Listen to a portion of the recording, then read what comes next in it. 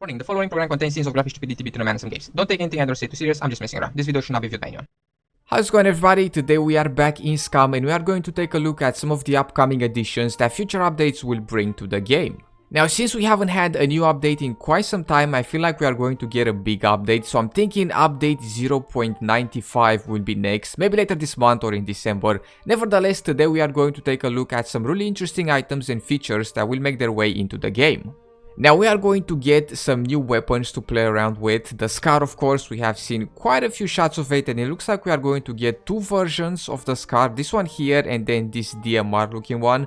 We've also seen a lot of shots of the SKS, so we might get that as well at some point. But personally, I think that the Flamethrower will come sooner rather than later, and we have seen some really nice shots of it, including this one here, where it is actually being used on a puppet, and the flames look really nice, so I'm definitely excited to see this in the game. We are going to give Mr. Brenner a run for his money, but in this shot here we can actually see the pickup truck as well in the back, and we have a video of it in action, so it is being reintroduced into the game, which is great. Now there's also going to be a manual or a tutorial kind of to introduce new players into the game and the game's features. We can see here that it will literally start from parachuting, and then it will introduce players to respawning and gear maintenance, to crafting, the metabolism system. It will basically introduce all of the features of the game to new players. I've also seen a few shots of these Riot Suits, but I think they will come later on to the game.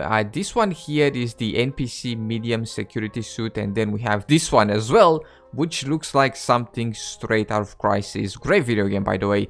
Now all of these things are great, but what really got me excited is this. The Horde System has been activated. It needs a bit more love, but it looks very promising. It will control all encounters on the island except for the abandoned bunkers. Enjoy the current boring looting in towns while you can. Things are about to change soon. And this Horde system will control all current and future encounters, including armed NPCs and others. It analyzes what is going on in a specific zone and acts accordingly on the fly. It won't spawn literal hordes, hundreds of puppets. Be realistic, this is a multiplayer game, but you will scream. So I'm guessing that this Horde system will spawn small puppet hordes here and there in towns and out and about in the woods, which is going to be great and scary, especially if they make the puppets break down doors. And armed NPCs, now that will be a game changer. It's definitely going to shift a lot of things, especially when it comes to player encounters, because if we're gonna have roaming armed bandits, that means that we're gonna have to fight them, and the noise will attract other players from around the area, so it's definitely going to make player encounters a bit more common, I think, or I hope. But yeah, these are some of the things that we can look forward to in future updates. Do please let me know down below what you guys think about all of these things, and that is about it for today. I hope everybody enjoyed. In case you did, be sure to drop some stuff and things down below. Make sure to subscribe. Thank you so much for taking the time and hanging out, and I will see you in the next one with some more video games.